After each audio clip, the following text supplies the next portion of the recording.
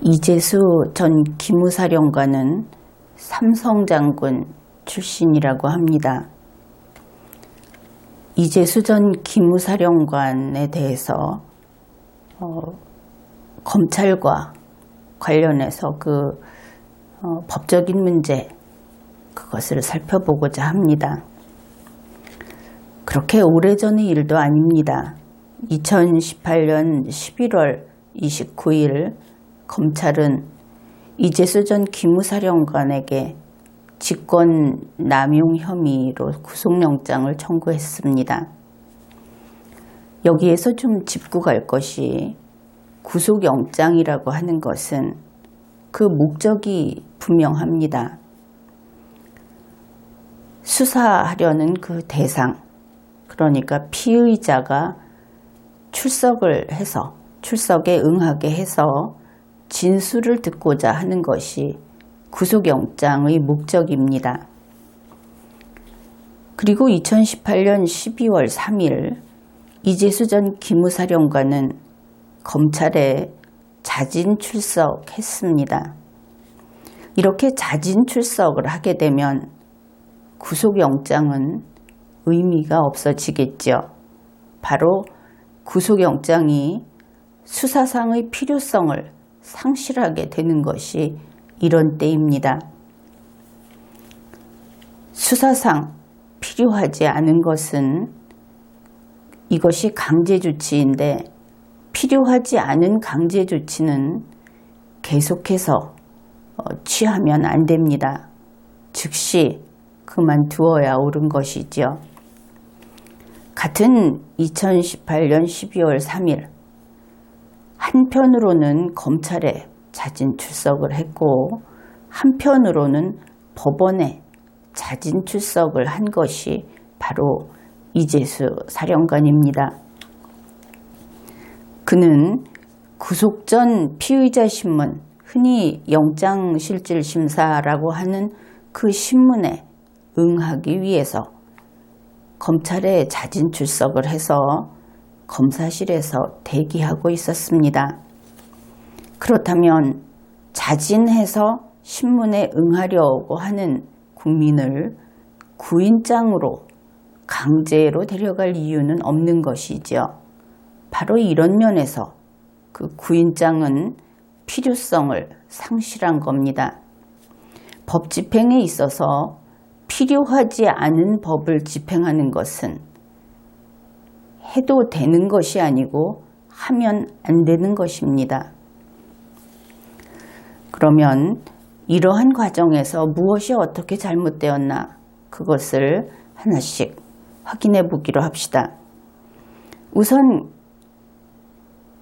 이재수 피의자라고 합시다. 이재수 피의자는 검찰에 진술하기 위해서 이미 검찰청에 도착해 있었습니다. 수사에 협력하고 있었던 것이죠.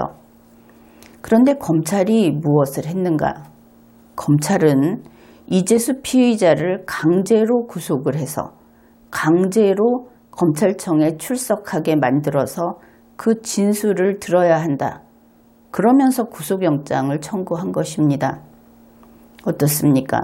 국민 여러분이 보기에 국민의 법 로봇이고 국민의 일꾼인 검찰인 공무원이 일을 제대로 하고 있는 겁니까? 이것은 잘못된 겁니다. 검찰은 이재수 씨를 잡으러 갈 필요가 없습니다. 이미 검찰청에 자진 출석했다니까 자기들 눈으로 보면서 강제로 잡으러 가야 한다 하고 있는 겁니다. 이렇게 비논리적이라는 말도 필요 없이, 이것은 눈앞에서 이러한 사실들을 확인하게 되면 제정신인가? 이거 이렇게 일이 계속돼도 되는 것인가 하는 그런 일이 벌어진 겁니다. 그 다음에 이재수 피의자는 법원의 영장실질심사에 응하기 위해서 바로 옆에 검찰청에 도착을 해서 대기하고 있었습니다. 대기한 이유는 이 신문이 열리지 않았기 때문에 그 시간까지 기다리고 있었던 것이지요. 앞에서 검찰은 진술을 듣고자 한다면 이재수 피의자를 잡아오겠다고 할 것이 아니고 그저 자기들 귀만 열고 있었으면 됐습니다. 이번에 법원은 어떻게 했는가? 법원은 이재수 피의자를 강제로 구인함으로써 강제로 서울중앙지방법원에 끌고 가서 신문을 해야 한다. 안 그러면 안 오니까 이것이 그 뒤에 숨어 있는 말입니다. 그래서 구인장을 발부했습니다. 이재수 씨가 자기 발로 걸어가면 신문을 못할 이유라도 있었던 것인지 궁금합니다. 만일 그렇다면 그것은 법원의 사정이지 국민에게 문제가 있는 것은 아니지요. 지금 이 상황에서 법원이 할 일은 그저 신문을 게시만 하면 됩니다. 문만 열면 그러면 이재수 피의자는 그곳으로 갔을 겁니다. 도대체 이 검찰, 이 법원 무슨 짓을 하고 있는 것입니까? 물론 법원이 구인장을 발부한 것에 대해서 법률이 그렇게 규정하고 있다고 항변을 할지도 모르겠습니다. 여기에 대해서는 미리 결론부터 이야기를 하죠. 그것은 이 일을 담당했던 공무원들, 법관이든 검사든 공무원들이 법을 잘못 읽은 겁니다. 거기에 대해서는 나중에 기회를 만들어서 설명을 할 생각입니다. 그러면 검찰이 또 어떠한 범죄를 저질렀는가 그것을 살펴보기로 하죠. 이재수 피의자가 영장실질심사에 응하기 위해서 검찰청에 자진 출석해서 대기하고 있었습니다. 이제 그때부터의 일입니다.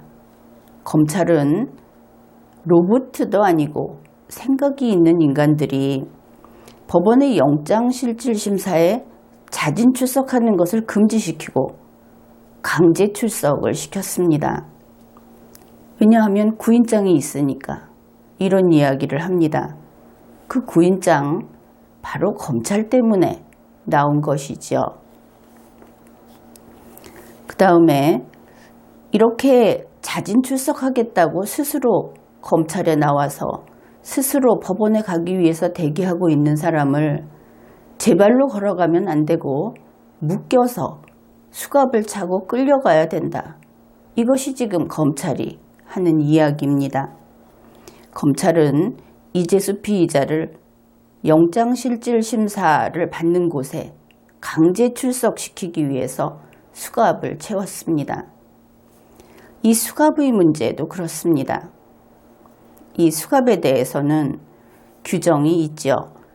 검찰청 소속 공무원은 바로 이 경우 이재수 피의자처럼 구속된 피의자, 이렇게 구속된 피의자를 호송할 때 도주의 방지 등 필요하다고 인정되는 상당한 이유가 있을 때 필요 최소한의 범위에서 장비를 사용할 수 있다. 이 장비에 수갑이나 포승줄이나 이런 것이 포함이 됩니다. 이 상당한 이유라고 하는 것, 이것은 아주 조심해야 하는 것입니다. 상당한 이유는 그저 적당한 이유를 뜻하지 않습니다. 필수적이라는 의미로 보는 것이 더 가까울 것입니다. 게다가 상당한 이유가 있더라도 필요 최소한의 범위라고 규정을 하고 있죠. 여기에서 특이한 것은 호송을 할 때 도주의 방지를 위해서 필요하다면 이런 이야기가 있습니다. 왜 그런가? 바로 이 구인장이라고 하는 것이 안 오려는 사람을 강제로 잡아오는 것이고, 그렇게 강제로 잡아왔으니까 도주의 우려가 있다고 하는 겁니다.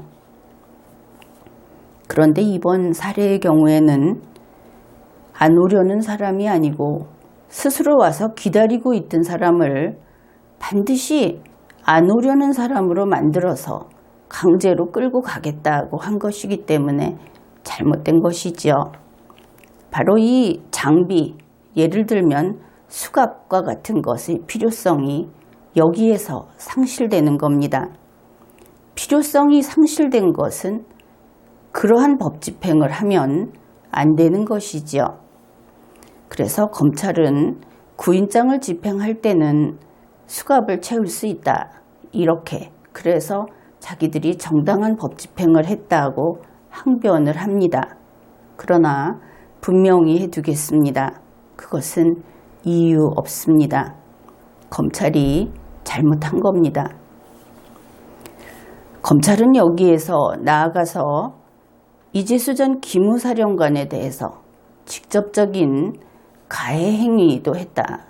이렇게 보입니다.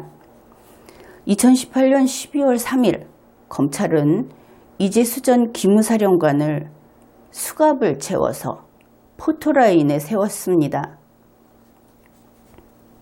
2018년 12월 8일 조선일보의 내용을 소개합니다.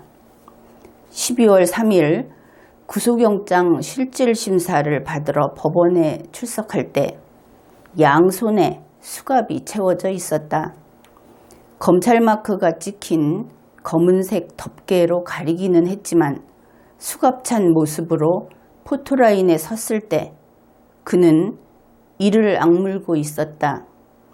이날 밤 이재수 전 사령관에 대한 구속영장은 기각됐다.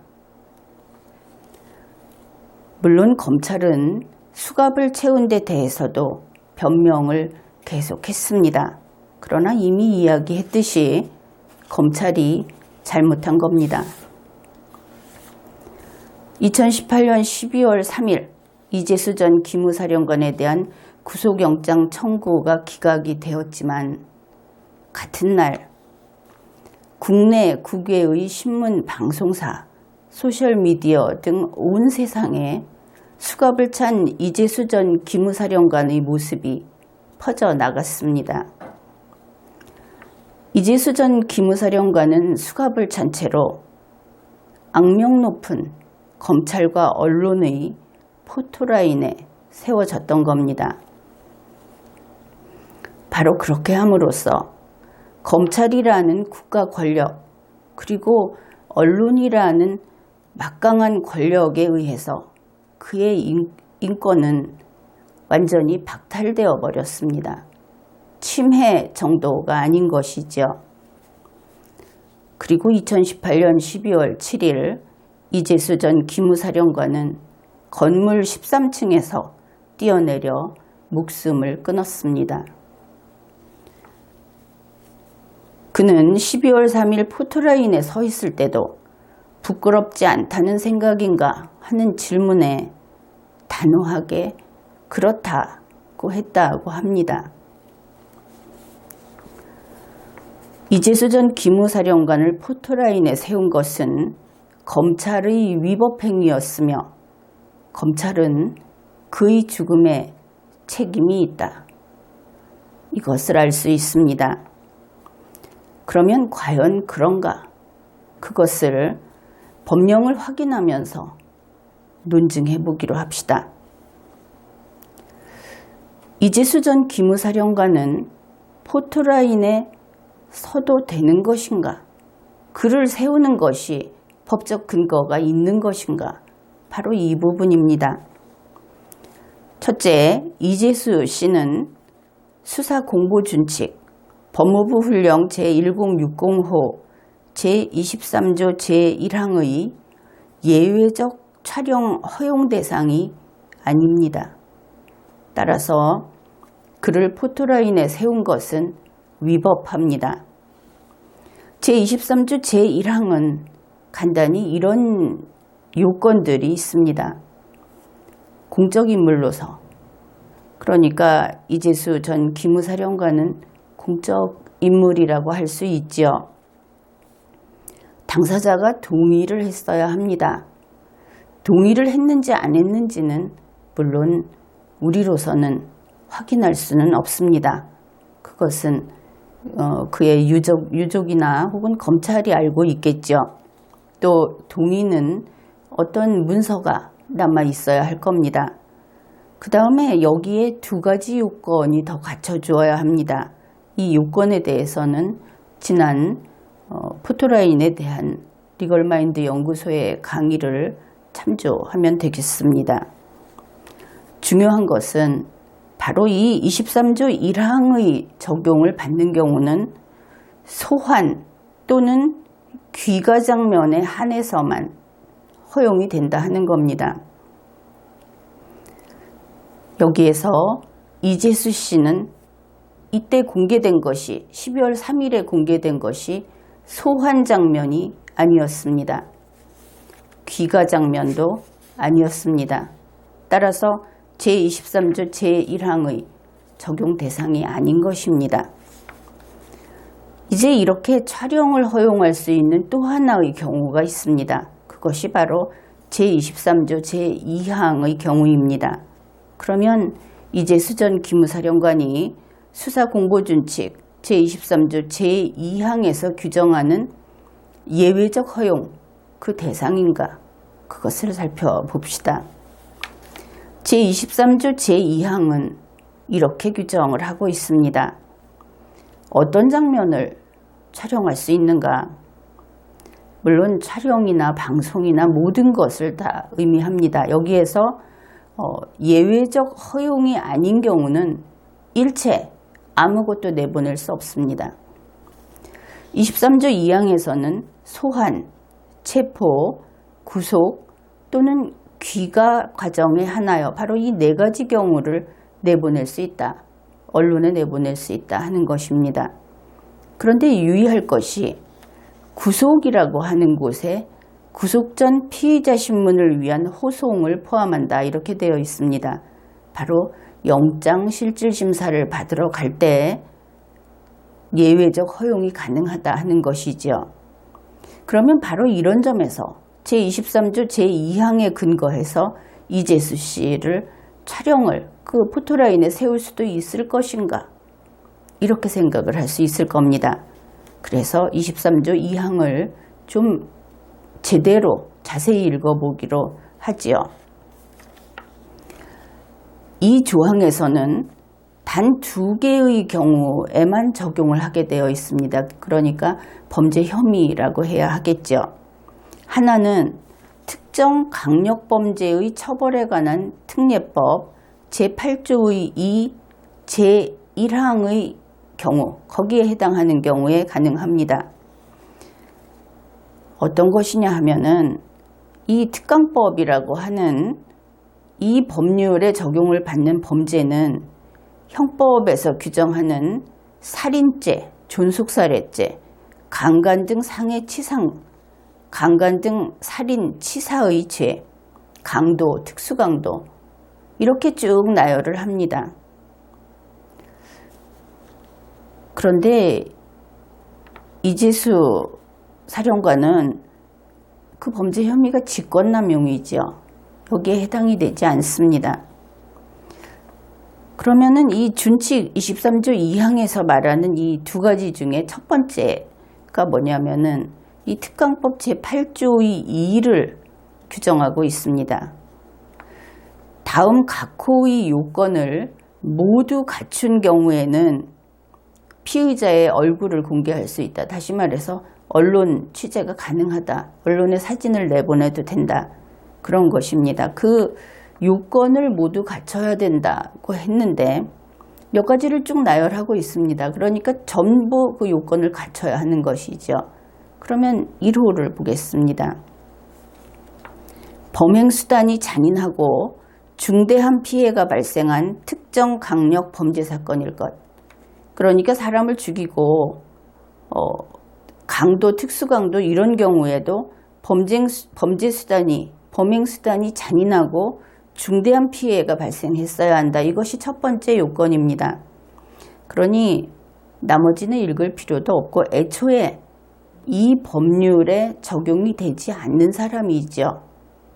그렇다면 23조 제2항에서 예외적으로 촬영을 허용하는 이제 첫 번째 가능성은 없어졌습니다. 하나 더 남았습니다. 두 번째, 성폭력 범죄의 처벌 등에 관한 특례법 제25조 제1항에 해당하는 경우, 그러니까 성폭법, 이 법률을 위반한 범죄자, 그 피의자일 때 이렇게 예외적으로 사진 찍을 수 있다 하는 겁니다. 이 특례법은 형법에서 규정하는 공연음란, 추행, 간음, 성매매, 성적 착취를 목적으로 하는 범죄들, 강간, 강도강간, 이러한 죄들을 나열하고 있습니다. 그러나 이재수 사령관의 그 혐의는 직권남용으로 이와 관계가 없습니다. 수사공보준칙 제23조 제2항이 규정하고 있는 것은 바로 이 성폭력범죄 특례법 제25조 제1항을 이야기합니다. 제25조 제1항은 이렇게 규정합니다. 검사와 사법경찰관은 성폭력범죄의 피의자가 죄를 범했다고 믿을 만한 충분한 증거가 있고, 역시 해당 사항이 없죠. 따라서 우리가 확인해 본 바와 같이 이재수 전 기무사령관은 수사공보준칙 제23조 제1항의 적용 대상이 아니고 제2항의 적용 대상도 아닙니다. 그렇다면 포토라인에 글을 세운 것은 검찰의 위법행위라는 것이 명백하죠. 물론 이 제23조 제2항의 경우에 이 두 가지 조항의 혐의자가 아닌 경우에 영장실질심사 때 언론에 자신의 얼굴이 나온 국민들은 모두 동일한 피해를 입은 것이다. 그렇게 이야기할 수 있습니다. 이재수 전 기무사령관은 검찰이 위법하게 포토라인에 세웠습니다. 검찰은 그에게 수갑을 채워가지고 포토라인에 세웠습니다. 바로 이 순간 포토라인에 세우는 것이 위법행위이기 때문에 그때 수갑을 채울 수 있었다. 그래서 우리는 규정에 따라 수갑을 채웠다 하는 검찰의 항변이 바로 이때 몰각되는 것이죠. 그래서 앞에서 그러한 주장은 이유 없다고 했던 겁니다. 수사공보준칙 제23조에서 예외적 촬영을 허용하고 있는데, 일단 이재수 전 기무사령관을 포토라인에 세웠습니다. 앞에서 세울 수 없다고 했는데 세웠습니다. 그런데 이렇게 포토라인에 세우려면 해당 준칙에서 또 요구하는 사항이 있습니다. 그것이 제23조 제3항입니다. 제1항의 경우, 제2항의 경우, 즉 예외적으로 촬영을 허용하는 두 가지 경우, 공보를 담당하는 자는 미리 별지 제2호 서식의 서면으로 소속 검찰청의 장의 승인을 받아야 한다. 다시 말해서 이재수 전 기무사령관을 위법하게 수갑을 채워서 포토라인에 세웠던 것은 수사공보준칙 제23조 제3항에 따르면 소속 검찰청장이 승인한 사항이다. 이것을 알 수 있습니다. 따라서 이재수 전 기무사령관에 대한 위법행위에 책임을 질 자가 1차적으로 그에게 구속영장을 청구하고 구인장을 집행했던 바로 그 검찰청, 거기에 장, 그에게 수갑을 채워 포토라인에 세웠던 바로 그 검찰청의 장, 그 검찰청장에게 우선 책임이 있다. 이것이 분명해졌습니다. 물론 더 나아가 제24조를 관련해서 본다면 검찰총장의 책임 여부도 밝혀야 할 것입니다. 그래서 이러한 이유로 이재수 전 기무사령관의 사망에 대해서 검찰이 책임이 있다. 그리고 그에게 했던 법 집행은 위법한 것이었다. 이런 것을 밝혔습니다. 아울러 우리 국민들 가운데 너무나 많은 국민들이 검찰의 손에 끌려서 이렇게 포토라인에 서고 이러한 위법행위의 피해자가 되어 왔습니다. 예를 들어 23조 제1항에 따른 경우는 일단은 공적인물이어야 하겠죠. 공적인물이 아닌 사람이 그렇게 언론에 얼굴이 나왔다 하면은 그것도 위법행위입니다. 공적인물이면서 본인이 좋다, 사진 찍어도 좋다, 방송에 나가도 좋다, 이렇게 동의를 한 경우여야 하고, 그러면서도 소환 장면 또는 귀가 장면만 가능합니다. 그 이외의 장면을 찍었다면 그것은 또 위법합니다. 영장실질심사 때 얼굴이 나갔다. 그것은 그저 살인, 특수강도, 강간 이런 앞에서 소개했던 거기에 해당하는 자가 아니라면 모두 위법행위의 피해자가 된 것입니다. 이러한 국민들은 검찰의 위법행위에 대해서 처벌을 해야 한다고 요구해야 할 것이고, 물론 검찰 스스로 해야 할 겁니다. 그 다음으로는 민사소송을 통해서 손해배상 및 위자료를 요구해야 할 겁니다.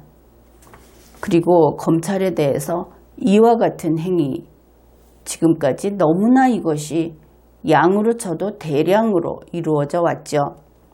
그것에 대해서 책임을 지고 향후 같은 일이 없도록 분명하게 조치를 해야 하겠습니다. 지금까지 리걸마인드 연구소였습니다.